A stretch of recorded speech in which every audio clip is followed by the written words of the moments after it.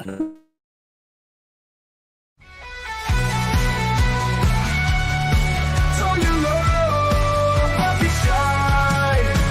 along with the Sunday crew. Geeking out is what we do. Giggle on, it's gonna be great. Don't be late, let's celebrate.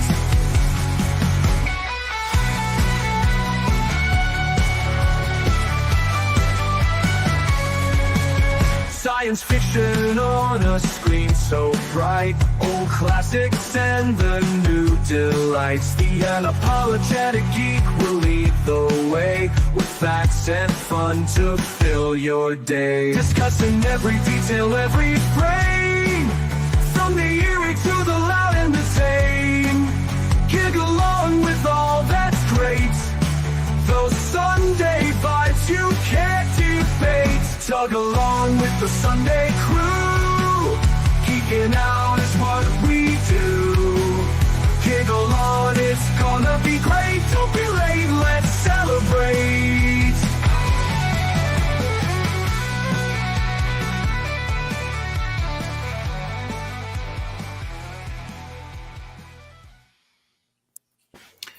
Greetings! Welcome to another episode of Tug Chat, where we're going to continue our discussion of great actors that we like, and actresses, of course. And also, I thought maybe towards the end we could just briefly discuss the Oscars. Not necessarily this year's Oscars, because I don't know anything about this year's Oscars, but just how the Oscars have developed over the years and become irrelevant, in my opinion. But you mean devolved?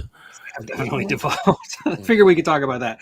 But before we get to any of that, I did want to say hi to the people in the chat. Let's see, we've got Sister Sarah's here. She is wishing you good to feel better, Chance. Let's see, Danny Staten is also here. Greetings. Greetings, Danny.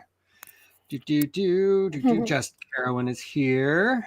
Hello, Just Carowin. And BK is here. Awesome. Hello, BK. Always good to see you. And yeah, I'll keep saying hi to people as they come in. But I also, before we really get launched into actors, I did want to talk about one in particular, and that's Gene Hackman, who, as we all know, passed last week, just a few days ago, honestly. And I didn't really want to get into the details of like his death and all that stuff. I just wanted to honor him and all the many great roles he was in. I mean, the first thing I always think of, obviously, is Lex Luthor, but he's done so much more than just that. I mean, he was the best Lex Luthor, no question about it. But he was also in a lot of movies I love. Enemy of the States, The Replacements, The Conversation, The French Connection, and even like comedies like The Birdcage or submarine movies like Crimson Tide. I really like him in that. He was a very versatile guy who, I think as an actor, he had a very like naturalistic style that a lot of actors struggle with. Like, he never really seemed like he was acting, that's the goal, right? So I think he was a wonderful actor, and he is sorely, sorely missed.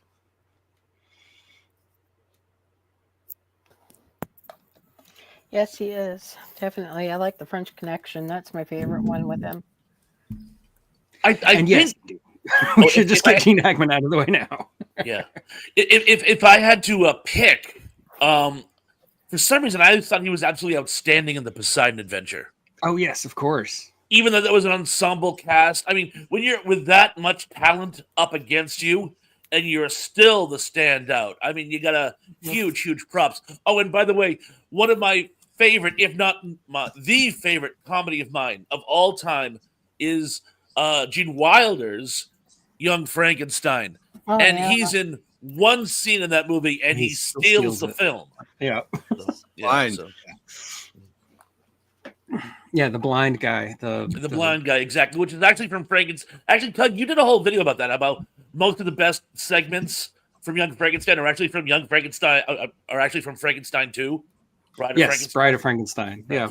Because, the whole blind guy thing was in Bride of Frankenstein, not the original Frankenstein. It's not in the book either. Not really. Like, there's a kind of a scene like that in the book where Frankenstein's monster is like sitting outside of a house and like getting to know the family just because he's like staring at them through the walls, which is creepy, and falling in love with the daughter and all that. And the guy's not completely blind, but he is a lot more accepting of Frankenstein's monster when Frankenstein's monster finally does reveal himself. That's in the book. But yeah, he's not blind. That was James Whale's invention for Bride of Frankenstein. I never read the book, and I'm ashamed of myself that I've never read Frankenstein. Look, it's worth reading, but I'm not going to say it's an easy read. It's very like 1800 that Baroque style where you got a sentence that can last 3 pages, you know. Audiobook. I'll get an audiobook. That's probably good. Find one that's read by somebody cool. Yeah. Yeah. Oh, and how could I forget The Unforgiven? He's the villain in The Unforgiven. He's so good in that. He didn't do nearly enough Westerns. I did a whole tribute to him last October on my channel, the Nostalgic Podblast, and Gary Carpenter in chat mentioned the Brady Bunch. He was actually the first person chosen to play Mike Brady in the Brady Bunch, and he turned it down. Right. Oh yeah. Yeah. I had forgotten. And I love the conversation, the movie that you mentioned, Eric. Yep. That's one of the best. I studied that in film class in college. Love that movie. And I like one that gets panned a lot, The Quick and the Dead. Oh yeah, that's another Western that he did. He's good in that. That's a great one. Yeah, I don't know if he, did that for the paycheck or what, but I just thought he was an amazing actor in that. He was good as a villain or as a good guy. And then Mississippi Burning, that's a tough movie. Yeah. Tough movie. That's one of those movies I'm glad I've seen, but I don't really want to watch it ever again. I've only seen it one time in the theater. I could never watch it again. It left such an impression. That scene in the barbershop just stays with you. You know what I'm saying? Oh, God. And then there was an article I read from a very reputable source I won't mention that said that he was in a Fugitive episode in the 60s, and that's not true. He was in The Invaders. Okay. Episode titled The Spores, which I have right here. See, Gene Hackman and Wayne Rogers from MASH. Interesting. Okay. But and I echo what you said about the best Lex Luthor. I think he was the best Lex Luthor, hands down. I don't even think that's up for debate. No, he was good. You didn't like Kevin Spacey? I did like Kevin Spacey as Lex Luthor. I thought he did a pretty good job, but he's no Gene Hackman. Killed it. We have a new Lex Luthor, of course, in the new Superman from July 11th, 2025. That'll be exciting. And I liked the Lex okay in Smallville, but I digress. No, yeah, he was all right. Yeah. I didn't watch a ton of Smallville, but I do remember him. What I remember most about that is John Glover played his father, and I thought he was actually more interesting than Lex himself. And it's funny because we always hear about Lex's father and about how one of Lex's biggest things is he's overcoming issues he had with his dad. So I love the fact that we actually finally see him, and I thought John Glover did an outstanding job playing his sort of like Elon Musk style, like billionaire type. You know what I'm saying? Oh God! In that Poseidon adventure, that death scene, you can't top it. He was like the biggest, where he's like bad yelling at God. Yeah, creature I've ever seen. How many lives are you gonna take? Sacrifice himself. Awesome stuff. It is that scene's like one of the best. It just is, and he's calling to Ernest Borgnine and say, "You get them out of here! You get them out of here!" So it's like even in his last moments, all he can really think about is his people. Who he really only just met. I mean, it's inspirational, for crying out loud. And that was like right after the gut punch of Shelley Winters dying. That was so sad. And how about Nancy Drew, Pamela Sue Martin's reaction to the death of Gene Hackman's character? I mean, that scream was chilling. I can hear it in my head. I know. Anyway, I want to really quickly give a shout out to Sarah. She's gifted a membership on my channel. She's gifted a membership on your channel, Chance. Yes. Oh, yeah. She's doing awesome. Thank you so much for your support. We were talking behind the scenes about like showing support for everybody in our community, and you do an amazing job, Sarah. You are the best. You prop us all up, and we love you. You are based as hell. We all love you, Sarah. Really, she's the most selfless person, and I'm honored to Yeah, be her me friend. too. Me too. She's a sister, like you say, Thrash, Sister Sarah. Yeah, I Yeah, coined that she's term. great. She's I great. coined that term. I love Sarah. She's a girl. Hey, Joe Gutfeld, watching Facebook Live on my platforms. Nice to see you. Oh, there we go. Yeah, Joe Gutfeld. Cool. Trying to reopen my stream. Rest in peace, Gene Hackman. Yeah, it's just unbelievable. Unbelievable. He was 95. I was on set this week, and I was talking to this guy, Bob, who's older than me. No relation to Thrash. And I said, Another Bob. this was Friday. I'm like, I'm still sad about Gene Hackman. He's like, why? He was 95. And I just thought, that's such a cavalier thing to say. He must not be a big movie lover, you know? Mm. Anyway. I mean, yeah, you can say, like, I listen to a lot of Australian podcasts, and I have a couple of Australian friends, and whenever somebody dies and they're older, they always say, good innings. It's a way of showing respect that they made it that long, and it's still sad that they're passing, but you can acknowledge that they made it to 95, which is incredible. Yeah. And he retired in 2004. He retired over 21 years ago because of a heart condition that he was diagnosed with. Right. He had reportedly he had a bad stress test, and so he retired. So his last 21 years have been totally happy and blessed, and it looked like he had a really nice crib out there in New Mexico. Yeah. Oh, Tanny, good catch, by the way. Love it. Yeah, that's beautiful. You should see that Invaders episode, The Spores. It's really good, and Hackman plays an alien. And you learn that right from the get-go before the opening credits. So that's not a big spoiler. But The Invaders was a very underappreciated show. I love it. I think it's really and it's like an Invasion of the Body Snatchers episode with pod people. Yeah. Well, anyway, I always YouTube. had a hunch that the Invaders was actually. It's like they had conceptualized doing Invasion of the Body Snatchers, but somehow it was in production hell. So Invaders was actually the logical conclusion, where because the similarities between Body Snatchers and Invaders are, you can certainly see it. I mean, it's not a direct transition, but it's certainly there. Larry Cohen created the Invaders, and he wanted it to be more like a study in paranoia, like the McCarthyism years. And do you ever see, speaking of Body Snatchers, the 1993 version of Body Snatchers with Gabby Anwar? That's a pretty cool version. Okay. Yeah, I mean, that one gets panned all the time, and I'm like, I think it's actually pretty solid. The only one that was really bad was the one with Kidman. I thought that Nicole one was Kidman and Daniel Craig, where it's like they're not actually pod people. Like, you took away the one thing that makes it interesting. Yeah, but the 93 one, I mean, it's kind of inconsistent. It just, it's almost like I think it got rushed or there were some deleted scenes. But I mean, it does have a very it has a campy feel to it, and I think that rubs a lot of people the wrong way. So that could be it. That could be. You've got Arlie Ermy looking directly into the camera, going "Conform." It's a little silly. It's in Alabama too, isn't it? Like on a military base. Yeah, it's on a military base. Yeah. Now I think it's in the deep south or something.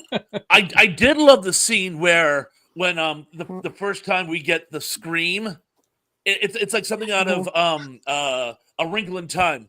All the doors open up simultaneously. I don't know how many times they had to do that shot. Because literally, it's like they were all waiting to open the door, like, boom, they're out. And then that sort of like resistance squad just shows up out of nowhere, go, we'll cover you. And then we never see them again. It's like, where did they come from? I mean, I have a pretty good idea where they went, but where did they come from? But it's just it's an amazing scene. It's like the best scene of the whole movie. Yes, Danny is pointing out that the Invaders just started from the beginning on MeTV, which is cool. Oh, yeah. Good. Oh, Maybe I'll see it completely this time. I've never seen the whole thing. I've only seen an episode here and there. Yeah, and you need to see it. It's like I saw something about them.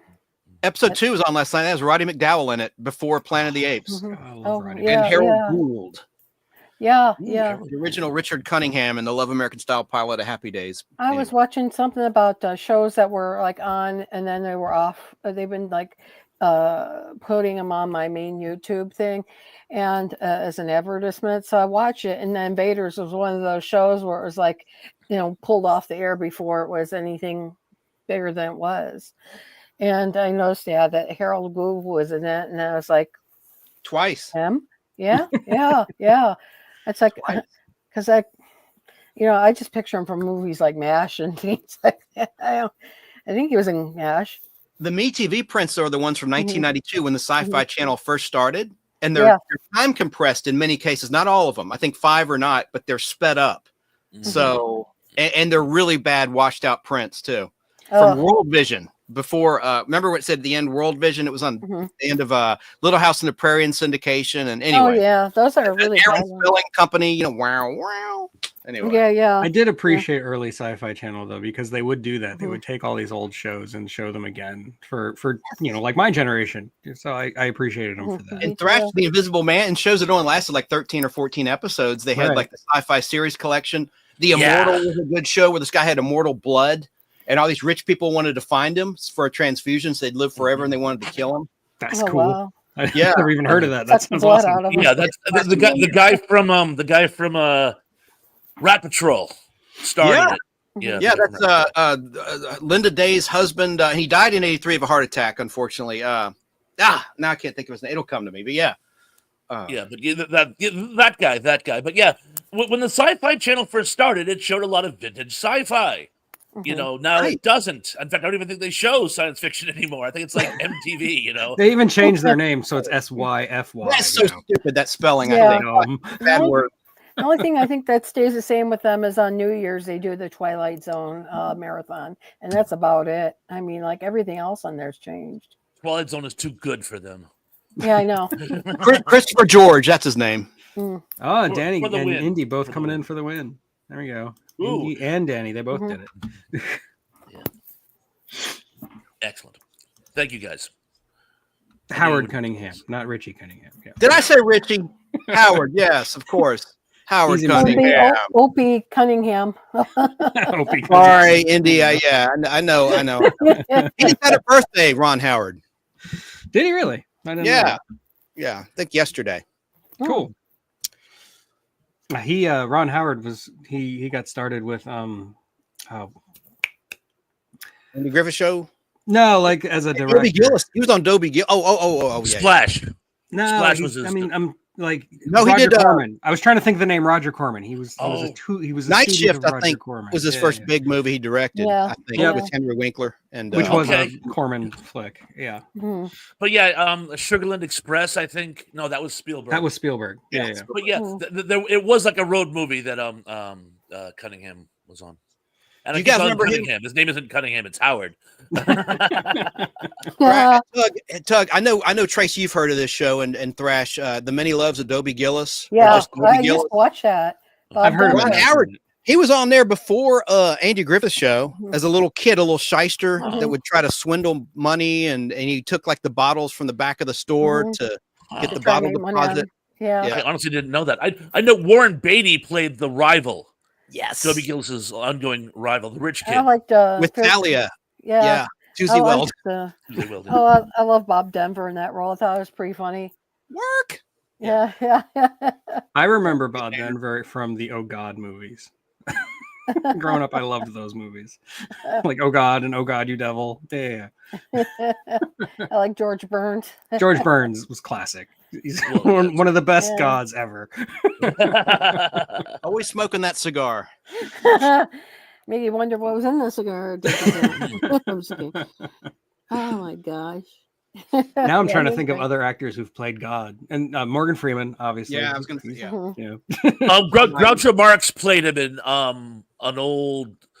Oh, what was the name of it? It was a '60s cult film. But yeah, Groucho Marx plays him. That sounds awesome. I have no idea. But okay. Wilfred Hyde. What's his name? Wilfred Hyde Price or whatever. The old British guy. He played God in Xanadu. Oh, I don't count Xanadu as a movie. And then speaking of Living Newton-John, what was the other one? Two of a Kind. There was a God in that. I think it was. There was. Not Charles Durning. It was. They might have been Charles Durning. I gotta look that one up now too. But there was a God in that too. There was. Now that you mention it, they reunited John Travolta and Olivia Newton-John in that movie. And what was neat about that? Olivia says a curse word. She says SHIT in that movie. Well, the funniest thing is. Yeah. You could tell they were trying to get lightning in the bottle again by putting the two of them together, and it failed. And it just failed so bad it was like almost cringy to watch. No offense to one of them. John Travolta's character wasn't very. He was a thief. He wasn't even like a likable character, and he had the mullet. That was a real mullet, Tug. I love the mullet. Right. An actual Bring the mullet. mullet back. They did like 2 songs. I like the title song. That's about it. Twist of Fate. Yeah. Oh, all right. Anyway, Anyway, yeah. Wilfred Hyde. Yeah, that's it. Wilfred Hyde. Yeah. White. Thank you, Indy. Indy always comes through with this information. Yeah. Mm-hmm. You won't believe who played God in Two of a Kind, says Indy. Okay. I have no idea. Right. Who? I don't believe you. I haven't seen it in probably 15 years. I'm trying to remember. Let Who us was know it in the chat. in Time Bandits? It was Won't look it up. Ralph Richardson. Oh, yes, Sir Yeah. Ralph Richardson, yes. Yes, Yeah, Sir Ralph sir. Richardson. Yeah. A 5% pay reduction backdated to the beginning of time. Right. Is it true they didn't want to end the movie that way? It just sort of like fell in for some reason or another? Because I thought that ending was timeless. And then I heard Gilliam didn't want to end it that way. Yeah, a lot of that movie wound up having to be rushed towards the end of production because Gilliam ran out of money. Something he tends to do a lot. Overspending. Yeah. And then he burned his bridges with George Harrison because George Harrison thought he was writing the soundtrack. Yeah, the whole And- thing. Yeah. Oh. Just like BOC with heavy metal. It's like we'll take one song and we'll just sort of like jackhammer it in at the end. Well, Gilliam did it even worse because Gilliam even said to his face, "This music isn't very good. Like it doesn't fit my movie." And Harrison obviously took that very personally. Oh my god. Yeah. Indy. Gene Hackman was Gene was the voice Hackman. of God. Bring it around. Bring it around. Gene Hackman. Wow. And I knew that all the time. I was waiting to see if anybody would get that. Wow. That's I was good. faking everybody out. Pick out. Well played. Charles Durning, right? Okay, so So, yes. I guess I started with Gene Hackman. So I think if we can move on to some other actor or actress that you love, we'll go to Tracy. Tracy. Well, the one I love, well, she's kind of like a love-hate thing because, a lot of people in society saw the movie Mommy Dearest. And they thought, okay, this woman is crazy. She beats her kids or whatever. She doesn't give them dinner or whatever. But the long and short of it is, Mildred Pierce, that she won in the Oscars a long time ago. She happens to be one of my favorites. She's a villain sort of kind of thing, but I like her. I think she was outstanding. And that movie was just right on. I just liked her a lot in a lot of stuff, but she really was resilient. I'll tell you that. Well, that's true. Yeah. Mhm. Mm. I know, not much to say. No, but you nailed it. You're absolutely right. She's strong. She didn't take any crap from anybody. I'll tell you that. I love whatever happened to Baby Jane. Yeah, that was a good movie. I like Betty Davis too. Another the one. chemistry between the two of them was absolutely outstanding in that. Yeah, that's the way it should have been. Has anyone seen the behind the scenes movie about the making of that movie? No. It was made for I can't remember the channel that made it, but there's a sort of a, it's not really a documentary, but they took the stories that actually happened during its production. Wow. And apparently the rivalry between the two of them was actually even worse in real life than it was in the making of the movie. In fact, there's a scene where Betty has to drag Joan across the room, and Joan actually strapped extra weights to her as a joke.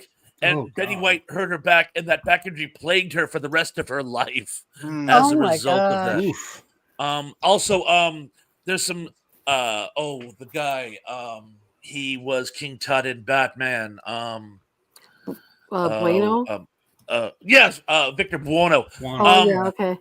He actually, I never realized he was actually kind of an interesting character. They kind of talked about him, and he was actually very notorious at the time. Apparently he was actually, I can't say he was open about his sexuality, but it's like he was, shall we say, barely in the closet. Yeah. which at the time was considered downright scandalous. So if you get a chance, see this movie. But of course, every time I think of Joan Crawford, all I can think of is the song by Blue Oyster Cult. Speaking of Blue Oyster Cult again, that's every time. Christina, there's home. That's all I can think of Joan Crawford. That's funny. I have my moments. So I'm just looking up like her entire filmography, trying to like. And then she stood at home for the Oscars. She didn't go to the actual Oscars. She had, she actually was at home, and they had to bring it to her after the presentations, to see what her face would be like. And she met them at the door, of her mansion. Her kids were there and stuff. Yeah. Remember The Women? The Women? That's a classic. Yeah, That is a good movie. Can I quickly say, I don't want to go out of turn here, but about on topic. Go ahead. About Mommy Dearest. I went to the Fox Theater in Atlanta with my girlfriend to see a double feature of The Women, the original, and Mommy Dearest, and I didn't realize what a gay following she had. Yeah. When I showed up, when she said in Mommy Dearest, Faye Dunaway, of course, as Mommy Dearest, no wire hangers ever. And when that line was, everyone said it in unison. No wire hangers, and the S's sound like a bunch of snakes because of the lips. I'm joking. I say that lovingly, but I didn't realize until that day the following. I was clueless. Oh, one other thing I just want to read to the record. Poor Faye Dunaway. She was actually blackballed for a while after making that film because a lot of Joan Crawford had a lot of very powerful friends who were still around at that time. They took that movie very personally. Very personally. Jose Ferrer, possibly the most. But she found it for a while. She found it difficult getting work because a lot of actors wouldn't work with her after that. Yeah, that's why she wound up in Supergirl like the next year. Yeah, she was blacklisted. The Salkins were one of the only people who would hire her. That's crazy. That's so rude. She was definitely blacklisted, which was sad. And all she did was take a role. I mean, she didn't write the part. She was just performing it. She wasn't any... You know who she was married to? She was married to Peter Wolf from like the Jay Giles Band. Oh, really? Singer. Yes. Did you know that? Yeah, that's awesome. Isn't that weird? I don't know that. Blew my mind when I researched that one. I'm gonna pop out again. I'll be right back. Okay, gang. Okay. Tired of looking at your frozen face. Poor Thrash. I try not to make fun of him for it anymore. Uh-oh. I can't hear y'all. I'm gonna duck out and come right back. I'm sorry. This happens sometimes. Okay. Do what you gotta do. We're having technological difficulties. No, Chance is gonna pop out and control. Oh, I've also lost track. He's going to be next, right? Yeah, he should be next. Yeah, he hasn't actually had a chance to do this yet. So he's been giving some gold information. I love it. No, I knew he'd be perfect for this topic. I'm so glad he was able to make it. Yeah, he knows a lot. Boy, boy. And Tracy and I are helping. Yes. Yeah. We helped. And I am here. Yes. Leading the pack. That's why I fell for. The leader of the pack. I knew someone would have. You have to. It's like shave and a haircut. Someone. Roger, no. And a haircut. Oh, Superman 4. Gosh. Oh man. Yeah, the Salkins weren't even involved in that, were they? It was like a Ryan. Yeah. I'm actually doing a video right now on Superman 3, and during the research, I found that like during the production of the movie and after it was released, for a little while, Christopher Reeve was very quiet about it.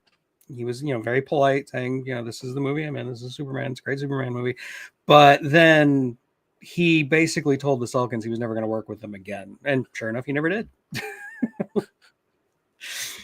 So. What was Richard Pryor doing in that movie, by the way?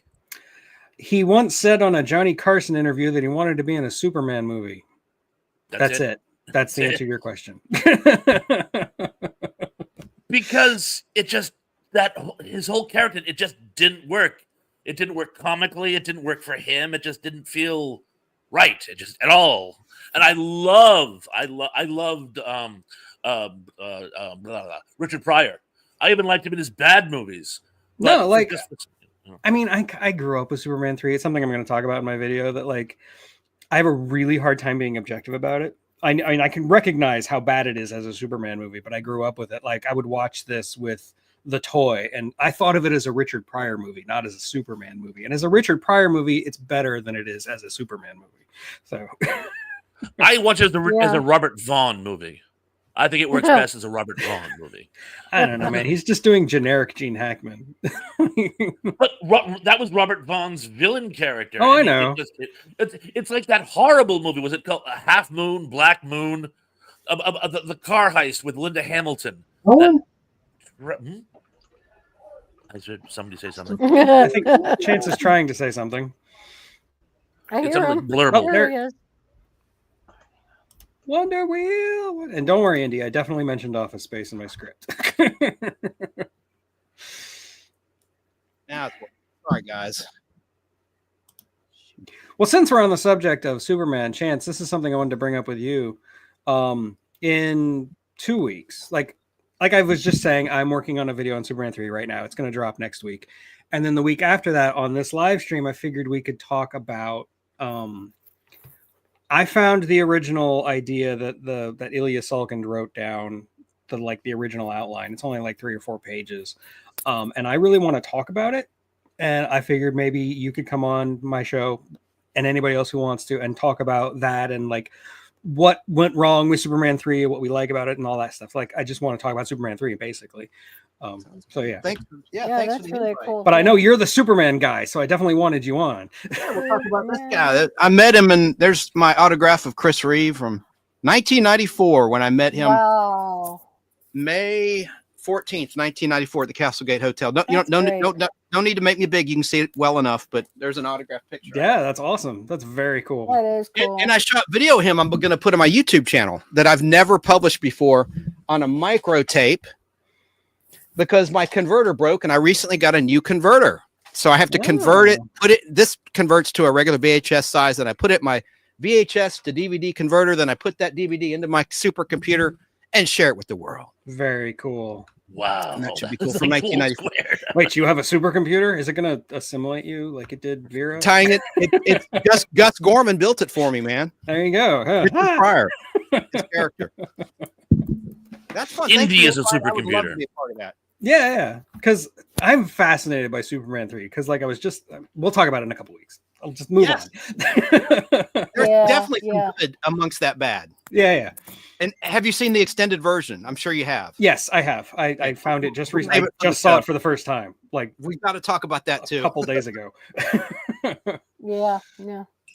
Anyway, There's more. so Chance, it is now your turn to name an actor or actress that you want to talk about. Clint Eastwood, Oh, of course. Big Mr. one. Versatile. I love his television work. I love his movie work. Whether it's Callahan in the Dirty Harry movies or the lighthearted stuff. I have a soft spot for Bronco Billy, where he was a shoe salesman from New Jersey who was a cowboy at heart, who assembled a ragtag team of dreamers to go across the country and put on the Bronco Billy Wild Wild West show for kids and fellow dreamers across the country. I just love that movie. He directed it. I think he wrote it. And it's not that well received. It wasn't critically acclaimed, but I just love that movie. And Sandra Locke was in it. I liked her too. They were a nice little power couple of the late 70s, early 80s. And although, boy, I can't watch Sudden Impact more than once. That movie freaked me out. She was so cold with her revenge. Justified revenge, but we won't go into that. But Clint Eastwood, I just think he's a wonderful director, actor, multi-talent. I wish Definitely. I wish him to make it to 100 years of age and beyond. Knocking on my wood desk there, but that's probably my. Is Sudden Impact the one with 6 shots or only 5, or is that Magnum Force? I can't remember. It's not Sudden Impact. Sudden Impact is the one where Sandra Locke's sister and she are attacked sexually in the park, and but the first Dirty Harry movie, boy, is that gritty. The Scorpio. I love that movie. I love those movies. Especially like my parents lived in San Francisco at the time of the Zodiac. So like that movie scared them a lot. And they passed that on to me when I was watching the movie. They would tell me all these stories about the Zodiac and living in South San Francisco during the Zodiac. And, okay. That's terrifying. Yeah, no. I like the one, the Dirty Harry, where he's in Chicago off of the Marina Tower that looks like a corncob building. That was like that was like one of the first movies really to ever be shot in Chicago, because Mayor Daley did not like having people come in and film the city, film his city. It's like almost like they're giving away his secrets or something, which meant no sense, because he was kind of like, corrupted, shall I say, and had friends in the mob, shall I say. Yeah. And I mean, shall I say, because I don't want to get in trouble here. But yeah, I mean, that was a great movie. I was like, damn, that was good. And I was a kid and I enjoyed this. I went with my dad and my mom. I was like, damn, that's a good scene. Indy mentions, "Go ahead, make my day," is a line from Sledemic. But I also like another good line where Callahan says to his supervisor, "You're a legend in your own mind."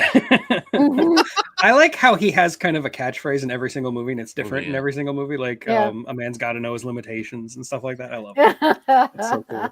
I met him when he was in Atlanta. He did a movie called Trouble with the Curve, a baseball movie. He was directing it, and Amy Adams is in it. And just really nice guy, very humble. And I just think Clint Eastwood is just amazing. Got to be and Deadpool, not to be confused with Ryan Reynolds' Deadpool. Wasn't that the one with Jim Carrey is the Jim Carrey's the rocker, right? And Liam Neeson's the bad guy with the harpoon and everything. Yeah. Also, he was. And the funny thing is, Eastwood is absolutely amazing, like playing like the solo guy. He just seems to work so well with like so many people, like Jeffrey Lewis did a number of his movies. Yes. Any Which Way You Can. And Bronco Billy. He was in Bronco Billy as well. He was in Bronco Billy. I don't think they were on screen at the same time together in the entire movie, but he is in it. And they were in the mental hospital towards the end when they go to the mental institution and they put on the show and they make the new tarp because they had the fire. And anyway, he gives them a look. And his chemistry with Lee Van Cleef in the spaghetti westerns. I mean, come on. And Jeffrey Lewis is Juliet Lewis's dad. A lot of people don't know that. Yeah. And Eastwood they actually did one movie together. I can't remember which one it is off the top of my head. But of course, you can't talk Clint Eastwood and not talk possibly one of my favorite movies of all time, Good, Bad, the Ugly. He is just so perfect. I mean, think about it, guys. The main plot point of the whole movie is the last chance gold, right? Which Lee Van Cleef is working on from the get-go, but they don't. Tuco and Blondie, it's just a pissing contest between the two of them. And that carries the film for the first third of the movie. Yeah, absolutely. I mean, the actual plot hasn't kicked in, and we're still riveted. We're just watching the two of them go back and forth. Like Sylvester and the rival cat with the mouse. I mean, it's amazing. So anyone who can pull that off, of course, again, with the help of another actor, in this case, Eli Wallach, you got to give it to him. Sorry to interrupt, but John, yes, Andrew Robinson was the Scorpio killer. Yeah.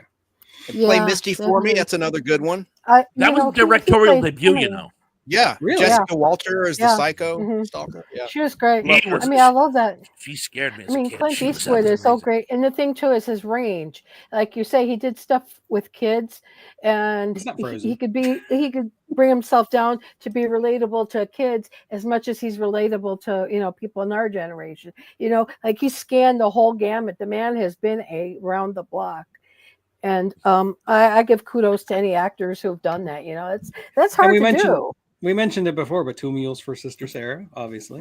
Yeah, that was a great movie. That was great. Is it wrong that I thought she was hot in that? No, it's not wrong. I thought she was hot in that movie. But we got the fun on TV. I like how Clint also gave justice to Richard Jewell, who was incorrectly charged as being the Olympic Park. That's a good movie. BUMBER here in Atlanta, Georgia, the Olympics of '96. I was down there when that happened. Oh my! looking at the dream team, and then my buddy and I were going to go right where it happened. I said, no, let's just get out of here. And glad we did. We would have been stuck because that whole area, that Oh whole my perimeter gosh. was sealed off for hours, and we almost got trapped in that. Anyway. Oh enough said. my God. But Crazy. Crazy. Yeah. Jinx. Mhm. Yeah. And we didn't mention Unforgiven. Another, I mean, with Gene I Hackman. saw that. again. That was great. And Well, we Morgan did Freeman. mention it, just not in connection to Yeah. Clint Eastwood. So. We could go. That's a whole show. Clint Eastwood. I mean, that's like a 3-parter. Yeah, there were Easily. so At many. least. great We could do Clint a whole Eastwood movies. show on references that are actually references to things we talked about earlier on other shows. I know. Hey, Mommy you've seen Dearest Body One. Snatchers. Exactly. All the different versions. Yeah. Which I is the like the best. original. Obligatory mention of I Am Legend. I'm just going to put it out there. Yeah. That's a good movie. The book. I'm talking about the book, Thrash. Oh, okay. Yeah, we can analyze the excuse villains me. that Clint Eastwood worked against, like when he was played a hero. Yeah. Or the the antagonist and the protagonist. I like to analyze that. Like John Malkovich played a good villain, and anyway, that's a whole nother topic, I suppose. Yeah. Well, John Malkovich, we could definitely talk about him, but Yeah, I'm surprised we He's haven't mentioned John Malkovich, and I froze again. Malkovich, Well, at least Malkovich, it's fairly decent Malkovich. pose this time. But Well, you're Rawhide. frozen. have you ever seen Rawhide Tug? Yeah. The Yeah, Western- I've seen yeah. Rawhide. Yeah. I'm Yeah. gonna try this one more time. Okay, Thrash. Go ahead. Are you Great talking about theme Rawhide, the song. movie, or the TV book? show with Clint. Yeah. Yeah, that was good. Yeah. I love that theme song. And didn't he I have like a the- cameo in one of the Creature from the Black Lagoon sequels? or Yeah, something? yeah, Yeah. yep. He sure Mhm. did. He sure did. And one of my favorite underrated actors of television, Lee Majors, Yeah. his first Mhm. role was in a movie with Betty Davis, Straight Jacket, and he got Oh. beheaded. He got beheaded right Right. before the opening credits. and I remember Hush Hush Sweet Charlotte. That was a creepy movie that freaked me out. There was I a lot of bet. violence in that movie. Remember that one, Tracy? Yeah, that was crazy. Have you that seen was- that one? Yeah. I have not. Eric? Lots of I have action. not. Got to see it. Hush Hush Sweet Charlotte. Yeah. Oh man. Yeah, that was a lot. Yeah, I couldn't remember which one it was, Andy. Thank you. It's Revenge of the Creature, which is the second one, not Yep. the third Mhm. one where it gets really weird. Yeah. But I liked in Straight Jacket. That just there he's back. He's back. You're not frozen. Yay. Yay. The funny thing, I was like, I couldn't get to come back online. I actually had to try 3 different times before the camera kicked in. I'm like, oh, Yeah, Same Chance was here. having similar problems. Same here. so it's What's it's, going on, it's one of those StreamYard? days. Technological It's one of those days. difficulties. Can I just go ahead. Okay. Your No, turn. no, you. Well, we were just talking about Straight Jacket with Joan Crawford. I digressed. Diane Baker's in that as well, and I think she is actually a pretty bad actress. If anyone knows who Diane Baker is, I mean, Mhm. she's done a lot. She was in Silence of the Lambs. She was the mother of the girl in the pit. She was in Cable Guy. She played the mother of what's his name's character, Matthew Broderick. They right. play Porno Password. Anyway, Mhm. I just think she's a bad actress. Enough said. Now I'll shut up. And I've noticed too that with a lot of even known stars, as far as men and women stars, kid stars, whatever, sometimes they're just not the right fit for that role. And yet they get the role, and it's like, are you only getting it by name, or are you getting it because of your real talent, or of the fit? You know, it's like, I hope this Weird. isn't important. Well, I was just talking about that at some length for On the Beach. Ava Oh, yeah. Gardner was horribly miscast in On the Beach, but she was such a huge name at the time. It's like, we have to go with Ava Gardner. Why? The role that she's not. Mhm. Yeah, but anyway. So yeah, sadly that happens a lot. Well, of course, you know what my favorite example of this is? It's Valkyrie. Okay. Least convincing German officer that ever lived. I mean, Tom Cruise, are you kidding me? Oh God, yeah. And he's surrounded by so Yeah. many great actors who are doing Actors. such a great job, and Mhm. there he is as the main Bringing it character. down. It just doesn't work at all. Mhm. At all. Now, unfortunately, that movie wouldn't have been made if it wasn't for him. It was his clout and his pushing because he wanted to do the movie, and I'm frozen again. I'm just going to run with it, guys. I'm sorry. But anyway, It's yeah, fine. Tom Cruise is possibly, and I'm not trying to knock Tom Cruise. I'm not saying the man doesn't possess talent, but it was possibly the most comically miscast in Hollywood history. No offense. Yeah, good actors can be terribly cast. I mean, that does happen. Yeah. I've seen a lot of that. And I don't think we've talked about Tom Cruise before. I don't think he's a great actor, but he is good at what he does. And in what he does is not Valkyrie. No. Yeah. No. So, even though I'm in a weird pose, I'm going to go with my pick because I don't have the heart to keep doing this. I'm sorry, guys. And I felt actresses haven't been getting enough mention here. In fact, I think Tracy was the first person who's mentioned a female actor so far. So I'm going to open with a female actor or actress, if you will. Myself, actually, I'm going to go with Karen Black. She was great. Oh, she God, was yes. Absolutely. This is a woman who did a trilogy Yeah. and played 4 parts in the trilogy. And all of them were out of the park. I mean, it wasn't like she phoned in this one or that one. No. I mean, I watched Trilogy of Terror again not too long ago. And it's a showcase to her talent. It really is an amazing movie. And I thought she did an amazing job in it. Of course, also Easy Rider. Supposedly, she and Tony Basil were high as kites where they did that scene. And that whole scene where they just sort of babble is all ad-libbed because they were tripping daisies. And Tony Basil's good in that scene as well, by the way. But yeah, Karen Black, and of course the airport movie. I mean, just whatever she does, she did amazing. And I always felt so sad because remember there's that reference to her in the Family Guy where she actually saves everybody in the plane crash. It's the first episode they do that had death, and it's she saves the plane, and the commentator goes, Karen Black, what an obscure reference. And I'm like, not to me. Me either. Who thinks Karen Black is obscure? That's not obscure. Exactly. No. People who watch Family And in Guy. fact, she's gone now, isn't she? Oh, yeah, she died years ago, I'm afraid. Yeah, it's a shame. She was a beautiful lady. It's so sad. I remember her from The Great Gatsby, the 70s version of The Great Gatsby, which I think is the best version of The Great Gatsby. She was perfect for that role, though, the Trilogy of Terror. I mean, she was really good. I love Trilogy of Terror. My favorite is a Zuni Warrior doll. He's my favorite out of all of them. That's everyone's favorite vignette, but it's weird when you watch a trilogy, and because I have a love for anthologies, horror preferred, and when you watch like a trilogy or an anthology, there's usually one that isn't very good. And in Trilogy of Terror, no, they are all very good. And the one, well, all right, spoiler alert, the one with the twins, that could have gaffed. That one could have been terrible. But because she's so riveting and again playing 2 different characters, and the weird thing is you forget that it's her. The first time I saw it, I literally forgot that that's her in both of them. Yeah, and the wig and everything. Oh, that was great. Yeah. That's just the exactly. The movie is, I mean, the blonde wig was a little unconvincing, but then again, a lot of women wear blonde wigs that aren't convincing. So I think she was ahead of the curve there. So, I mean, I always recognize her by her eyes, but because she had unusual eyes. I was going to do a quick impression of Karen Black. Please. Ready? Please. Anyway, I love her. An Invaders episode, season 2.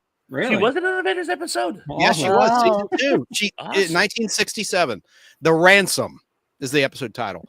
And I have on film a movie she did called Killerfish, knockoff of Piranha, with Lee Majors and Margot Hemingway and James Franciscus who played astronaut Brent in Beneath the Planet of the Apes. Right. It's about jewel thieves that they steal a bunch of jewels, throw them in a lake, not knowing the lake is infested with piranha. So how are they going to get their loot? And it's actually not bad. I have a film print of it. Anyway. Yeah, no, that was good. I like cheesy movies like that. Are you kidding me? Me too. Which airport movie was she in? I was afraid you'd ask. Yeah, John Orchard mentioned the airport. I'm like, which one? It wasn't one of them, and I was afraid you'd ask. I want to say 2, but for the life of me, it's funny too because I was just talking about the airport movies on my special edition disaster movie episode, and I remember looking up which one it was. I want to say 2, but I can't swear to it. Indy will know. You know. Yeah, I'll wait for Indy to answer that question. It's Airport 75. Okay. Oh, 75. Thank you very, very much. And Indy, I've seen both of those movies. Of course you have. I've seen Seven Faces of Dr. Lao. I haven't seen Kind Hearts though. Joel Hodgkin's favorite movie is The Seven Faces of Dr. Lao. It's a good movie, and Tony Randall is great in it. But I don't know if I could make it my favorite. Beat you to it, Andy. And I love the ending of Kind Hearts and Cornets. You said you haven't seen it. Okay, then I can't tell you. It has one of the best endings, I think, in cinema history. I do have to tease, after Superman 3, I am doing a anthology starring your favorite actor. So there's that. Thrash. My favorite actor? The one you named last week. Yeah. Okay, Rod Steiger. Yeah. Yeah. Huh. Nice. I know the anthology. Can I say the anthology? Or is this you can say it. It's fine. Okay, The Illustrated Man. Yes, I'm doing The Illustrated Man. That's a good movie. It is, but again, it's one of the cases where not all the vignettes are of the same caliber. Exactly. Yeah, like I was going to say, true. like it definitely sticks down, true to your theory. And you know what? I loved the gimmick that they put Rod Steiger in all of them, but I don't think that worked. I think maybe they should have used different actors and stuff. You know what I'm saying? Because he's great in some parts and doesn't quite fit in at least one. But anyway, that's just my opinion. You know, I've watched it before, but I haven't watched it for the purposes of my review because I'm still working on Superman 3 right now. But it's hard to find. I out of the friggin' blue. I don't know why. I think I saw a review of it on YouTube or something. Out of the blue, I decided I wanted to watch it, and it's tough to find. The only place I could find it is you have to like pay to see it. And I'm like, well, screw that. Yeah, I think I had to get it from Amazon or something. Like I don't remember. Are you kidding? Where You probably find it cheap. Okay, and we were just talking about James Franciscus. I have to throw this little piece of trivia in there for you then. In the was it the not the Sound of Thunder, the There Will Be Heavy Rains vignette, the crash spaceship was the crash spaceship. Franciscus flies in his Beneath the Planet of the Apes. Wow. Hey guys, Al Hardy's watching, and he sent me a picture on my Facebook stream of us on his giant TV. He's watching big screen TV. I love to be on TV. And he used to work at Ted Turner for Turner. He worked at Superstation WTBS WTCG from 1976 to 1991. Great guy. Worked with at Cumulus Media for years. So hello to Al Hardy. Thank you for sending us that photo. Hi, Al.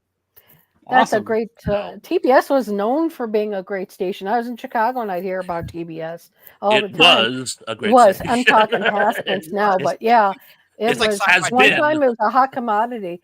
You know, I mean, like I have friends who work at WGN and they're related to Chicago Tribune. My dad worked for Chicago Tribune, so it's like all these things kind of carry down, and it's like you hear about such stuff, and it's like, geez, I wish I was this age to know back then.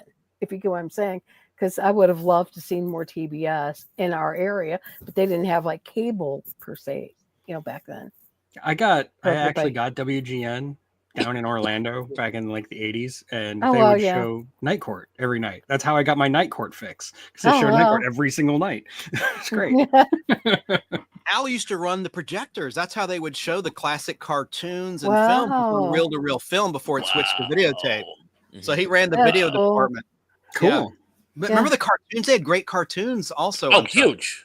I don't think they had the Universal. They had the MGM library because Ted Turner bought MGM. In 1986? I think he bought the library. Those are good. And he started colorization. That's a whole nother debate. That's a whole nother topic. Tug and Brad and Tracy. I'm biting my tongue.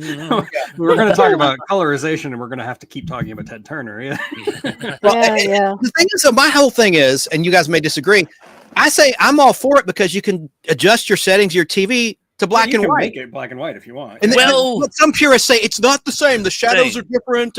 Change the lighting. Oh God!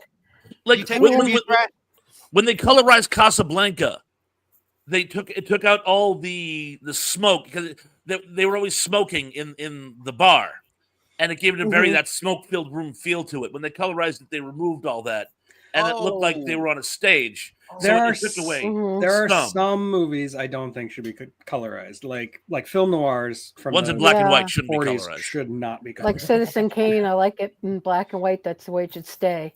You know, Double that kind of indemnity. thing. Yeah. But yeah, I do Mhm. agree. Like, I'm not opposed to the idea of colorization in general. Mhm. It's fine. Do you The draw Gilligan- eyebrows on the Mona Lisa? No. No, you do not. You did The not. Gilligan's Island looked like poop that Ted Turner colorized in like 1990. It looked terrible. It was just like 3D glasses, the red and the blue hue. But they did a good job in 2000 with the first season of I Dream of Jeannie and seasons 1 and 2 of Mhm. Bewitched. Sony, they actually did a pretty darn good job of color because they used photos, like wardrobe photos, to get the actual colors right. Enough said. Oh, hey I Zach, mean, good to see I you. like when they colorize Exactly. stuff like I Love Lucy, and the thing is, no, half of those scenes and everything is mostly gone now, so you kind of have to pretend what color that Lucy was wearing in her dress, or Desi's out, his suits were either brown, black, or blue, or if they had pinstripes or not. That drives me crazy. It's great to be on with you, Tracy. I've been asking Thrash to put us on together. Aw. I'm glad we could You finally too. share You the too. same space. I love all you guys. You guys are like my Yeah, brothers. once Damien told me he wasn't going to be able to make it, I thought this is my chance to get Tracy and Chance on the same thing. Yeah. I like your I hat like too. Go Damien. Cubs. Oh Almost yeah. baseball Dish. season, And I'm I a love the baseball shirt, person, Tracy. too. Absolutely love the shirt. Well, of course, Thrash Pondo Ponds. I'm There wearing you the school go. uniform. As a person who lives in St. Louis, I'm not supposed to like the Cubs, but of course I like the Cubs. They're the Well, I Cubs. know because you're supposed to like the Cardinals. I'm supposed to like the You- Cardinals. Yeah. Yeah, my friend Wrigley. Scotty. In St. he's always, Louis, picking on me. Louis. I'm from St. Louis too, and my grandparents, but Wrigley Field, that's the Wrigley gum people. Yeah. Yeah. And I was watching On Patrol Live, and Dan Abrams talked about Big Red. He goes, "Remember Big Red? I don't think they make it anymore." It's like, of course they still make it. They make Juicy Fruit, Double Mint Gum, Big Red. It's in every grocery store. And They even and, make drugstore. T-berry, not them themselves, I don't think, but I know that T-berry still exists, and that blackberry gum too, or blackjack gum from way back. They're still around. Yeah, those- probably find them at Cracker Barrel or something. Some of those obscure gums like that. Hey, Thrash, Yeah. I thought about you. I was driving down the street, and then when those electronic billboards popped up and it said Thrash, tried to get a Wow, photo. that's so cool. I was in traffic. I'm going to get it. It's down the road from me. I tried to take a photo, and then it changed, and the light changed. I had to go, or there was like Dang. 50 cars behind me. My grandfather Try to used get to take me towards your neck of the woods, Chance, to see the Atlanta Braves. He loved the Braves. So At like, Atlanta Oh, Fulton baseball County games. Stadium or wanna see Turner them. Field? Do you remember? Turner Or- Field. It was Turner Turner Field. Field. I want to go to Atlanta so bad when the Cubs come to play, regular season. That'd be cool. Yeah, I've only I been to would love Atlanta see once, that. but it's a beautiful city. It's an absolutely I'm 5 beautiful hours city. away, being here in Tallahassee. Wear, like- Briefly 14. considered moving there after college. Hmm? Yeah. wear a bulletproof vest if you go downtown. That's all I've got to say. Oh no, I'm from Chicago, man. What are you In the talking helmet. about? Bullshit. I've been to Miami, St. Louis. It's fine. St. Louis is actually getting pretty hot now. A lot of people are trying to move there. I mean, yeah, which is great because St. Louis had the opposite problem for decades. Yeah. Now they're And- getting people in. I heard there's a tax incentive program in the state legislature of Missouri. They're trying to lure Hollywood to do some Mhm. production in Missouri State. Yeah. Like Boston did, which it worked for Boston. That also worked for Georgia. So yeah. Yeah, Atlanta's got a lot of shows now. They've got a new soap opera film in there too. Yes, I was on that soundstage Friday. Yes, it's on CBS at 2:00, and it's the first all African American soap opera. Yeah. I like. See, I like Tamara Tunay. I like, the guy from That's My Mama. The guy, Clifton Davis, isn't it? Me his name? too.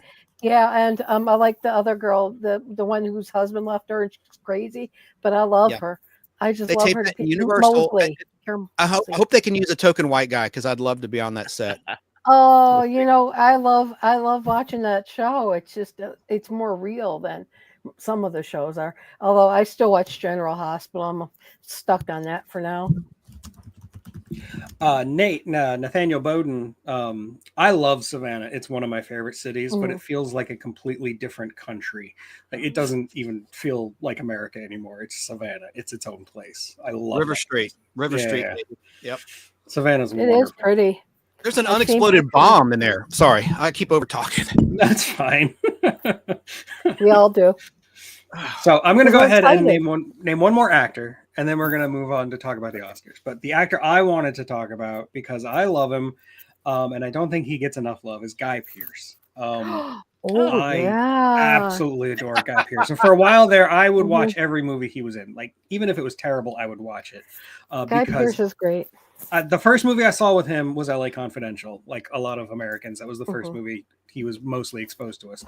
And I thought he outshone everybody else in that movie, which is saying something, because you've got Kevin Spacey, you've got Russell Crowe, you've got Kim Basinger, you've got so many people in that movie, and it's a great movie. But Guy Pearce just he steals it as the cop who is the goody two shoes. He's the one who's going to bring justice and order to LA, and by the end he's fully corrupted. Like he does all the things he was told he would never do. Like he plants evidence and he shoots a man in the back, and yada yada yada.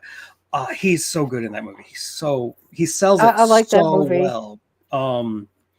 It's one of my favorite noirs that's not in black and white. Yeah, I love noir, and my favorites are like mystery kind of things, like mystery and a lot of psychological movies. Oh too, yeah, like what's her name? The one who did Flowers in the Attic. oh yeah, Andrews. yeah. Yeah, I like psychological movies because they kind of make you kind of think the outside of the box kind of a deal. And yeah, I like stuff like that. It's just Well, I mean, great. that's like Guy Pearce also did Memento, which is Yes. a great mystery. The way it told backwards and everything, it's fantastic. I don't remember it though. Of course you don't. I couldn't resist. I'm sorry, I couldn't resist. Yes, indeed, Rollo Tomasi. Like, okay, I want to talk about LA Confidential some more because I'm a huge James Ellroy nut. I've read all of James Ellroy's novels. I think he's fantastic. And when I heard they were making a movie out of LA Confidential, I was opposed. I was dead set against it because I didn't think it would work. I didn't think you could film LA Confidential and make it work. And I was so wrong, and I'm so happy to be so wrong, because what they did when they made the movies, they did it completely in a different order. They reorganized everything from the book. And if you're a purist, I can see that pissing you off, but they did it in such a way that it made the movie almost better than the book, in my opinion, which almost feels like blasphemy to say because I'm such a James Ellroy fan. But most of the other books that they've tried to adapt from Ellroy, especially from that quadrilogy or tetralogy or however you want to call it, didn't work. Like the Black Dahlia, not nearly as good. No, it wasn't. I mean, and that's all something real. Yeah. Well, I liked LA Confidential. I was glued. I mean, like, I mean, seriously. I mean, you walk away to use the washroom. Don't do that in that movie because by the time you come back, it's different. Yeah.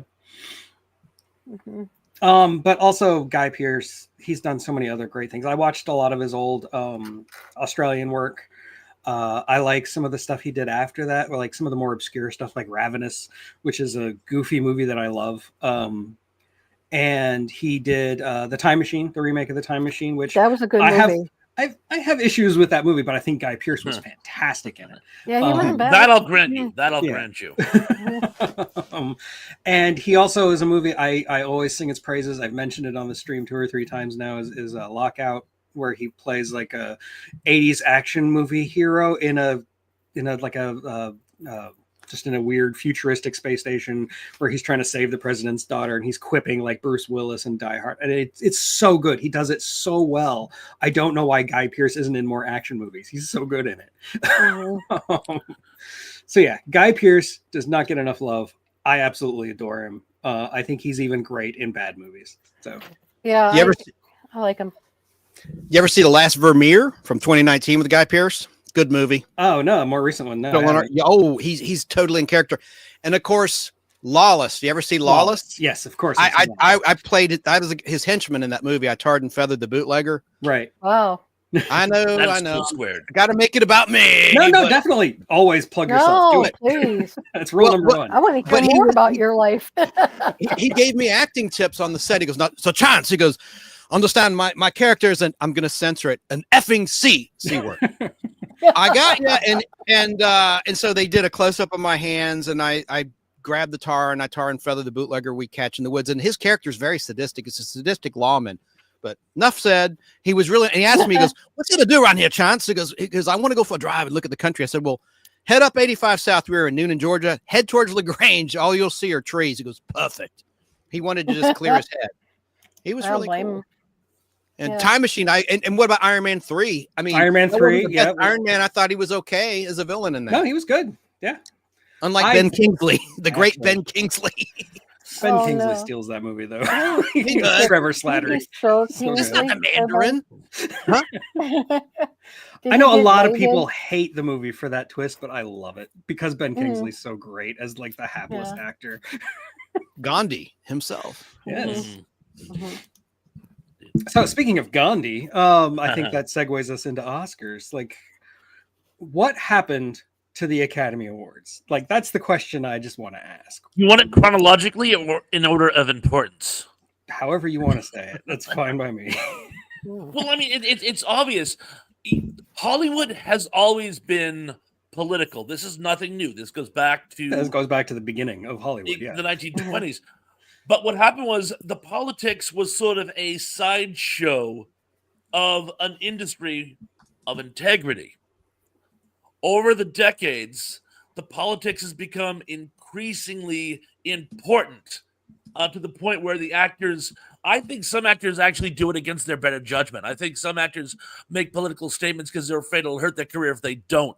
So they're literally getting roped in to this political machine. Yeah, now, of nowadays. course, yeah. As we look, and I'm not taking sides, but let's face facts, the country's a little on the divided side now. So it's like literally, I mean, things are, well, they're hysterical. So when the country's hysterical, Hollywood is sort of the mirror of the country. I had a professor in college who taught me that, it's sort of like the Greek gods. If the Greeks were warlike, their gods were warlike. If the Greeks were having a good economic times, the gods were very lucrative. Hollywood is like our mirror. If things are getting crazy, Hollywood gets really crazy. And I think it's sort of like the old expression, the inmates have taken over the asylum. The super extreme politics has basically contaminated the industry and the event of the Academy Awards. Well, sorry. Well, I do think that is true. I don't think that fully explains what happened to the Academy because. I'm sorry. No. I mean, I do definitely think that's true. Don't get me wrong. I think the whole Hollywood culture has become plagued by politics in a way that it hasn't been since, the Red Scare. And I think that is a major problem that they have to deal with. And whether or not they will succeed, only time will tell. Funny connection you made there. Yeah. But the Oscars, like, even during the 40s and 50s, when the Oscars were relatively new. Sorry, I got something stuck in my throat. Give me a second. I feel like they still meant something. They were still honoring prestige. It still felt like to win an Oscar was to win an honor. Whereas nowadays it just feels like whoever lobbies the hardest is going to get the Academy Award. Who cares? And I don't know when that happened. For me personally, like when I look at the history of the Oscars, for me, it looks like it happened somewhere in the 90s. Maybe Weinstein had something to do with it. I don't know. But like Shakespeare in Love beating out Saving Private Ryan because of a smear campaign. That's crazy. Saving Private Ryan was a great movie. Yeah, it was. And it's definitely well more remembered now than Shakespeare in Love. And that was obviously Weinstein. But I don't know if that was just a symptom of a larger problem or if that was just the beginning of the end for the Academy Awards. I don't know. Am I wrong, or have they ever elected an Oscar for the best movie in a science fiction category ever? Only recently. They've nominated a few over the years, but I think the only one that's ever won was Everything Everywhere All at Once. Annie Hall over Star Wars in 1978. That's a big one. Good point. That broke my heart when I was a kid. Or the biggest miscarriage I can think of is Shawshank Redemption losing out to Forrest Gump. I still can't figure that one out. But of course, at the time, Forrest Gump was, for any number of reasons, considered an important work. And I think the Academy looks for things that are important as opposed to talent. Well, I mean, without getting into our own politics, I will say that like nowadays it's politics over everything else. Like there's no shades of gray. Like Emilia Perez is objectively a terrible movie. It's a terrible musical. It's got terrible acting. It's terribly written. It makes no sense. The plot is garbage. And yet it's getting nominated for all these awards because it has the right message. And that pisses me off. It just annoys me that the politics matter more than the actual filmmaking. It should be about the filmmaking. Filmmaking. Right? Well, I like the in memoriam segment myself. Well, yes. Me too. Although there was a bad snub in 2010 that still chaps my rear end. Farrah Fawcett was overlooked, and she did a lot of film, like Extremities. That was a powerful performance. She was in Logan's Run. Know that? She did some bad movies. Yeah, they did not do. It was a big controversy. Yeah, they omitted Farrah Fawcett from the in memoriam segment of the Oscars in 2010. She died on June 25th, 2009, same day as Michael Jackson. Yes. And she did some bad movies, but she did some real. I think Burning Beds when she turned the corner to being a more serious actress after the Charlie's Angels years. But of course, you know, she did a movie called Sunburn, which I have on film with Charles Grodin. Terrible movie. Saturn III, which is a pretty good sci-fi movie with Kirk Douglas. Anyway, I that was a bad snub tonight in documentary. Christopher Reeves, Super/Man, the Christopher Reeves story is not up for an Oscar for best documentary. That's a bad snub. I'm not kidding. That's awful. Big controversy. How could you not include that as a I've seen only clips of it. I've got full disclosure. I've not seen the full thing. Shame on me, but I'm going to when it airs on CNN. But I saw parts of it and it's a tearjerker. I mean, what a story, right? God, I'm getting the chills. Seriously. Yeah. You will not see it tonight. And I don't understand why. And I wonder what will win for best documentary. Oh, but God. I watched for Conan. Look, the host also is a big draw. Conan O'Brien. I love Conan O'Brien, so I will tune in tonight. And I know there's going to be slings and arrows. I can take it. I'm not thin-skinned.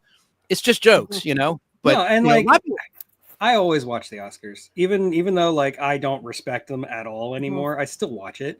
I still like the pomp and circumstance. I'm still a sucker for it. I'm too much of an old school Hollywood fan that like that'll never die for me. Yeah. I miss the red carpet Joan Rivers though with her daughter. That Joan Rivers was great. And by the way, Melissa Gilbert looks like Joan Rivers these days. Poor Melissa. I'm not saying this is an insult. Melissa Gilbert, Little House on the Prairie looks like Joan Rivers actually senior. If you look, there's a particular ad that's running on TV for a sleep aid. She looks just like Joan Rivers. Melissa Gilbert from Little House on the Prairie, who played Laura Ingalls Wilder. But I digress. But yeah, I'll see what Conan does. I didn't think Letterman did that bad. Letterman got panned when he hosted the one time. No, I've always liked the hosts. Oprah. Like, I've never had any problem with any of them, honestly. I liked, of course, the Billy Crystal days. Billy Crystal was one of the best. That's the best. Yeah. Billy Crystal. Ironically, the one that I thought worked least, and I'm still not entirely sure why, for some reason when Jon Stewart did it didn't work for me. And that was one of the less memorable ones, yeah. I don't know if it's because all the bits were done in that sort of mockumentary style like they do on The Daily Show, which didn't work in the Oscars, or maybe he just thought that, like, I'm not saying he phoned it in, but it's almost like he didn't do anything to try to transition. He just went out there and was Jon Stewart. And so it felt like it was being phoned in. But he was high. Yeah. He was high. Probably. Oh, I believe it. I believe it. Down. Oh, that scared me. Sorry. That scared the heck out of me. Bob Hope. I'm in Jon Stewart getting at me. Oh man. Sorry. Yeah, I lost my track. Oh, I was gonna say, do you remember? I'm older. Tracy probably remember this in Thrash.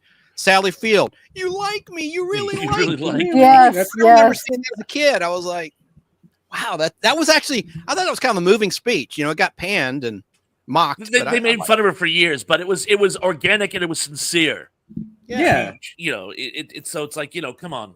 It's like when Tom Cruise jumped up and down on the couch and everybody thought he was mentally ill. I thought that. It's like he was trying to be cute and funny and he was in love and acting like a little kid. I've watched that several times looking to see why people were so incensed. I do crazier things like that in my spare time. And you know what? Maybe I'm mentally ill. God knows. I've been telling the courts that for years. They keep finding me sane. More fool them. But there's a pill for that. There's a pill for that. There's several. Segment brought to you by Pfizer. There were several. Big Pharma. Go Big Pharma. Everybody take their Soma. Hey, Bob, they didn't call it Smiling Bob for nothing. My favorite acceptance speech from an award was not from the Academy Awards. It was actually from the I think it was the WGA Awards or maybe the Golden Globes. No, it was the Emmys, actually. It was David Hyde Pierce from Frasier winning for Best Supporting Actor. And he went up there and he said, I would like to thank the writers because without them, and then he walked off. I loved that. That's actually brilliant. I didn't see that. That's brilliant. How about if we're going to do moments? I felt so bad for this girl. She recently lost her husband, by the way. He was another one of the recent deaths. Aubrey Plaza. Will Ferrell was receiving a Lifetime Achievement Award. And Aubrey Plaza thought it would be funny and create a Hollywood moment if she ran up and tried to steal it from him. And Will Ferrell, I don't know if he just wasn't in the mood or what, but he looked at her like there was something wrong with her and like, what are you doing destroying my moment? And she just kind of stood there frozen like, I thought we were going to have fun. And it was one of the most awkward moments, I think, in acceptance speech history. Yeah, and I felt so bad for her. Because you'd think Will Ferrell would like play along, like, oh, we're doing a bit. No, he's like, why are you here? Speaking of controversies, what do you all think about the "get my wife out your damn mouth" The man should be locked up. Speaking of mentally ill, that man should be locked up. Chris Rock, I mean, was that staged though, or do you think that was real? That was so organic. Ratings? That was so legit. Chris Rock has spoken about that on several occasions. He waited for months. As he said, he needed to process it. And of course, people were trying to get him to talk about it. He didn't want to until he was good and ready. Yeah. But it was this heartbreaking story he tells because I looked up to Will Smith. I loved Will Smith. When I was a struggling actor, he was Will Smith. And I guess inside it destroyed him. And I'm like, to this day, I want to deck Will Smith for that. I want to take a crack at him. But people were analyzing the camera shots and like conspiracy theorists came out of the woodwork. No, when it first happened, I did think it was staged, but a lot of people did. I changed my mind over time because with Hollywood, I just always assume, like as default, that this is staged, this isn't real because it's Hollywood. But the way people reacted to it, like the way that Chris Rock reacted to it, the way that Will Smith reacted to it, the way all of Hollywood basically reacted to it, kind of convinced me that it was real, that really happened. I mean, his wife tried to hold him down. He starts when he gets his acceptance speech, and he starts crying like a little leaguer who just got struck out. And I'm like, look, okay, you're gonna pull a stunt like that, you better be prepared to stand by it, you wuss. And I mean, I'm sorry, I'm and taking jokes personally, like Chance was trying to say it earlier, but like a lot of people take the Oscar jokes way too seriously, way too personally. I like, back in the 80s and 90s where it was just considered basically a roast and they were okay with it. Those days are over. I mean, Ricky Gervais gets booed off a stage now, like he's hilarious. I love Ricky. Guys, you know who would have been a great Oscar host? I like David Robin Williams. Robin Williams would have been fantastic. Did he? Why didn't he ever host the Oscars, man? Probably because they didn't trust him to keep it clean. He probably didn't want to be honest with you. It probably didn't sound fun to him. But like if he had done it with like Billy Crystal, like if the two of them had done it together, that would have been so good. See, that's the thing. Is like why are they giving like in my opinion is why are they getting all these outsiders to host a show that like okay, why couldn't you have gotten somebody who's won an Oscar before to host the show? Like a Louis Gossett Jr. or somebody who's actually won something and then worked with that instead of getting a comedian up on stage who just happens to have like a talk show in the evening and doesn't do any film work whatsoever. Well, Robin Williams disconnected. Oh, I know that. But I'm just saying that there are other people like again, like I love Conan O'Brien. I actually went and saw one of his shows, but I mean, it's like, why him? Why couldn't it be somebody from the actual association themselves? They want an MC type, I suppose. Yeah. Oh, okay. I mean, I'm not trying to sound funny, but I mean, there's so many. I mean, good people from the film pool. I agree completely. That's a great point, Tracy. It really is. But again, it's not about prestige anymore. It's about putting on a show, and I think that's the problem. So, Yeah. Yeah, the mystique is gone. Totally. And I get a lot of flack sometimes in my comment section because when I talk about older movies, I always talk about Academy Awards when a movie wins it or an actor wins it. I always talk about that. And people are like, why are you still talking about the Academy Awards? They don't mean anything. I'm like, yeah, they don't mean anything now, but they meant a lot back then. Mhm. Big time, yeah, because it Yeah. meant you actually achieved something. Yeah. Now it seems like you're right. It's all political, or who's dealing out the hand of cards with the winners, It's like Yeah. playing in Vegas. Tracy, breaking news. Guess who's hosting the Oscars next year? Oh no. Amy Schumer. Oh, good God. I'm joking. Why would you say such a thing? You Why- better quit why- running. Piggybacking no. Tracy's point, it's always someone that has nothing to do with acting in terms of serious acting, in terms of winning an Oscar or being nominated as an Oscar. And what It's about messed up that I believed you.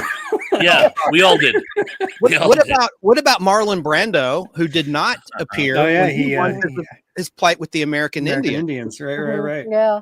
That was a big moment. Stuff. Yeah. How about people who sold their Oscars? Oh yeah. In That fact, happened a lot the more man than was you actually think, yeah. living on Cape Cod when he died. I always get his name wrong. Howard Russell. He received a Best Supporting Actor for The Best Years of Our Lives. He's the guy who lost both his hands. I can't remember. His wife needed medical treatment, and he didn't have the money. He actually sold the Oscar for a pittance, but sold it for money. They Jesus. actually passed a rule that you can't sell your Oscar. The Academy still owns the actual trophy now, so you can't do that anymore. Indy got it. Harold Oh Russell. my God. Harold Russell. Yikes. I said Howard Russell, didn't I? Maybe I did. I'm Or sorry. did I say Russell Howard? I'm always you said doing Russell that. I Howard. always Me too, man. because who I believe was the professor. Audio Yeah. dyslexia. Audio dyslexia. We get it reversed. How come Harrison Ford hasn't won an Oscar award? That breaks my heart. He was great in The Fugitive. Tommy Lee Jones got it, but not Harrison Ford. I don't think he was even nominated. I mean, wasn't he in like American Mosquito- Graffiti too? And that was Yeah. a great movie. I thought Mosquito I loved that Coast movie. was good, underrated. But there's so He's many. outstanding in the Mosquito Coast. That I movie think a is lot of like- the people who run the Academy see Harrison Ford as disrespectful because he's so honest in interviews. Oh. I can see that. That would be my guess. That's just a guess off the top of my head. I don't know I don't know that for a fact. Obviously, I'm not in the business. Thank God. It's so fun. I was just talking with somebody the other day about Blade Runner, and he said he even liked the Blade Runner version that has the narration, the old noir style narration. Oh wow. And it's funny because universally most fans of that movie don't like those, particularly because Harrison Ford, didn't he admit he didn't want to do that? So he has this like really detached, bored sound in his voice because he was basically doing it with like a gun to his head. He didn't want to do the narrations. Is that true? Yeah. I heard Witness. that. Yeah, that's true. The Witness, that was a nomination. Indy's right. Yeah, he's right. Witness was good. And I like What Lies Beneath. I mean, he's done some good performances. Oh, he's not and- a popcorn actor. Yeah, Air Force One. Hello. And, Get off like my I said, plane! a lot of them. I mean, a lot of them have a range where they've done kiddie movies to comedy to drama and serious, crime movies and things like that. And it's like they never get recognized. Harrison Ford was in Apocalypse Now. That's Yeah. He's true. in the briefing. The He was briefing in the scene beginning. at the beginning. Yeah. Thank you. And no, that's one of the problems, I think, Nathaniel, is that like there hasn't been anything that's really replaced the Oscars. And I think it's time we find something that does that actually reflects quality. Because Yeah, the the Oscars don't do that anymore. Yeah. The Thrasher Like a Awards. People's Choice for film only. Yeah. People's I Choice encompasses a lot of pop culture, but I do think the ones that don't have the big shows, like the SAG Awards or the DGA Awards or the WGA Awards, they all still are meaningful, but they're not as prestigious still as the Academy, obviously. the Cable Ace Awards. I'm kidding. Remember that one? I remember that. Yeah. I remember MTV awards. Yeah, the MTV Movie Awards for a while there actually did mean something. Yeah. Which Does is pretty Sabrina cool. Carpenter make out with an alien in those too?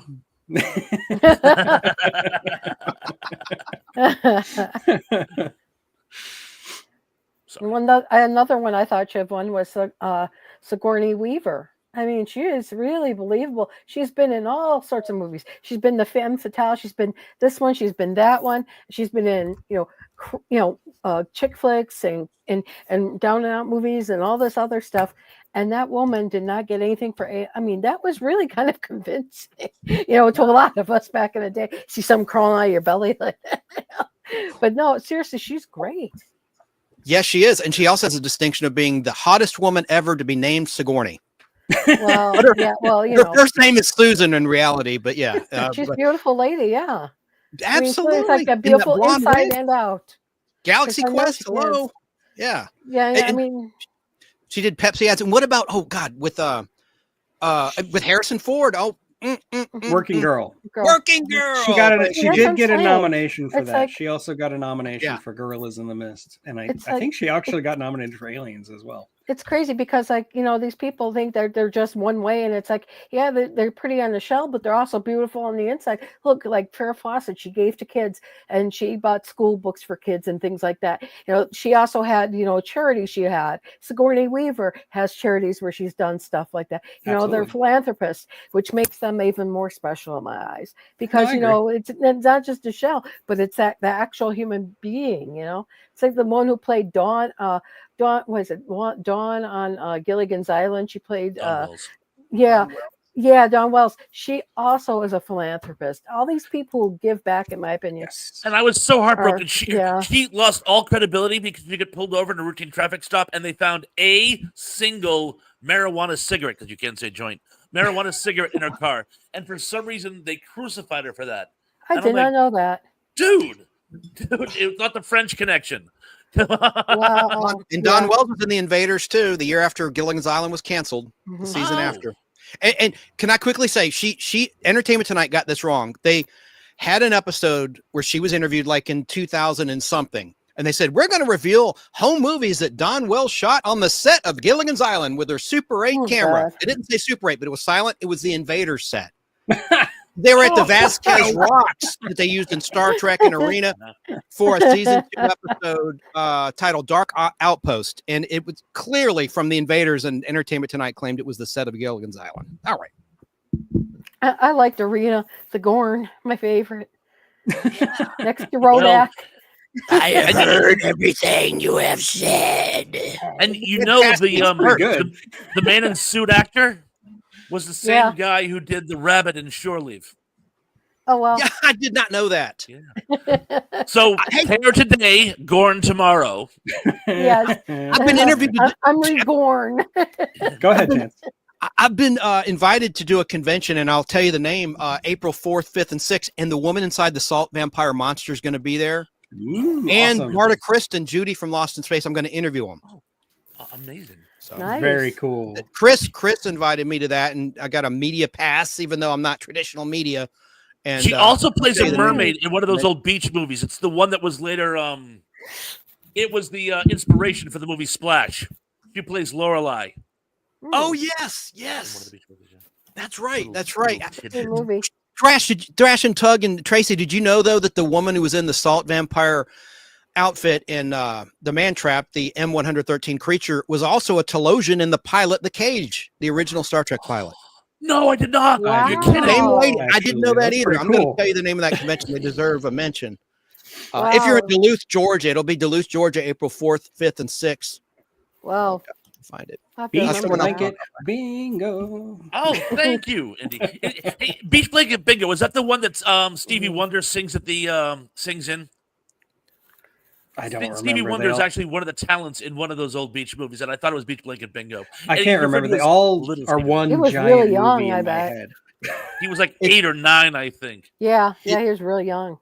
It's Stellar Fest. That's the name of the convention, April 4th through 6th in Duluth, Georgia at Sonesta Gwinnett Place. So set your phasers to fun, they say. And her name is Sandra Gimple. That was the woman inside the costume. And she also was the Ovion in Battlestar Galactica, the creature. Right. Wow. I mean, she did a bunch of stuff, but the teenage Spock from Star Trek 3, The Search for Spock is going through Pon Farr, will be there as well. And so anyway, just check it out on their website if you want to see more information about Stellar Fest. Just Google Stellar Fest. Stick It your is, face- by the way, it is now canonical that Savick got pregnant from that. Really? Yep, Wow. it is now in canon that happened, that she had a No, son. Dang. excellent. I had heard that ages ago. Now, does that mean the Squire Trelane is actually the child of Q? I don't think that has been officially announced in canon, but I'm gonna it push is in for my it. head. Thank you, my Tug. God, I'm that's pushing funny. for that one. I'm pushing for that one. You know? But yeah, And of it's course, from Joe- that unification short that they put out that is in canon. It actually shows Savick and her son. Yeah. Oh, by the Al way, Hardy's wait, asking. Oh, sorry. Go ahead. my battery's about to die, so if I kick out, it's not me being rude. It's just like literally my battery's giving out. Yeah. But that's Well, I'm about to put an end to it anyway. So Oh, you are? Okay, cool. Al Hardy had asked 30 minutes ago if he's still there. Did you mention this Hackman movie, Mississippi Burning? I did. yes. With That Willem Dafoe. Yeah. As the Mhm. son of the Hackman is just horrible. Mhm. There are so many actors I want to talk about. I might do this again next week because, like I said, Oh, in could 2 we? weeks, 2 weeks Yeah. we're going to do Superman 3, but next week maybe we'll just do this again Could we? There's plenty Yeah. more we can talk about. because there's so Do an many. Oscar I got a wrap-up. list like a mile long. We'll have to do an Oscar wrap up, and I will be watching Tug. Wait, where are you? You're I'm this up way. here. There you go. You're down. Are you going to watch Tracy and Bob? Bob, you'll probably be live when the Oscars are starting, right? Yeah, I'm not watching the Oscars tonight. I'm going to be honest with you. Me too. I didn't see a single movie nominated. Yeah, I I watched didn't Amelia either. Perez, and as you can tell, I kind of wish I hadn't. I haven't seen anything. If you guys can multitask, hopefully you can still pop into my show while you're watching the Oscars. I'll probably I'm like gonna show up in pop the into chat your and say show. hi here and there. Yeah, I will, because I don't watch the Oscars. Thank I you. mean, I don't know I why. would I don't still- even know why I do it, but I do it every year. Well, it's nothing wrong with that. Nothing wrong with that. I'm just saying I never saw any of the Tradition. movies out there, and I didn't really care to. So I'm watching for In Memoriam and to learn about some movies I might have that's missed. the only thing I would see is In Memoriam and who their Legacy of the Year or whatever it's called. Thank you for your sympathy. And Conan O'Brien, Team Coco. Yeah. See what he does. But Mhm. We've guys talked all- about Edmund Gwenn on this channel before, but just not the best actors.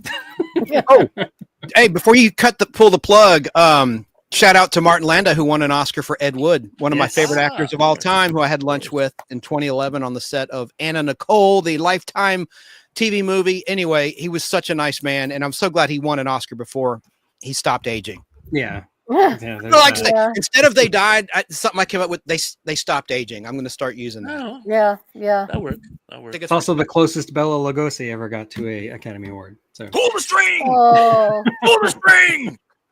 And who knew the guy was like hooked on heroin? Jeez. yeah, man, he was on all Everyone. sorts of stuff. Everyone. Well, his life story is very depressing. It's tragic. Anyway, Indy's asking what's the trivia tonight, Bob? yeah, what is it? It's going to be on people we've recently lost. I know some people find that to be kind of grim, but we lost so many in the last like 5 days. We lost so many icons.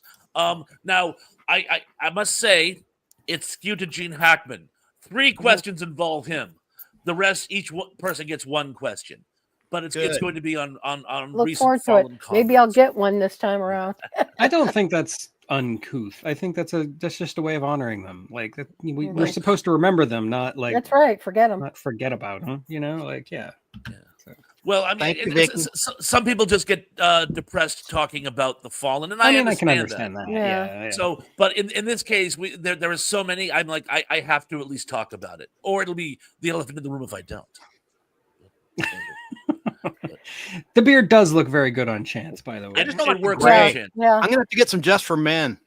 There you Oh go. God, no! Leave it alone. You look great. Thanks. The hell with all that pettiness. The better you can cover this ugly mug, the better. Oh, The stop more it. you cover it. Well, I would like to come back as somebody famous and beautiful too, but I'm just. It's been a pleasure to be with you, Tracy, and of course, Always. Thrash and Tug. Likewise, I'm sure. As always, and I'm looking forward to Superman Everybody. 3, Tug. Yeah, But, yeah. We'll talk about 2 weeks. 2 weeks from now. Yeah, We'll talk And, about Superman. we miss Damien, so it's no slight to him. I just like being on with Tracy as well. It's a treat. I love Yeah. you too. Good Take guy. care, everyone. Be Okay. good. Happy health. And yeah, good night or afternoon. Thank you and good night.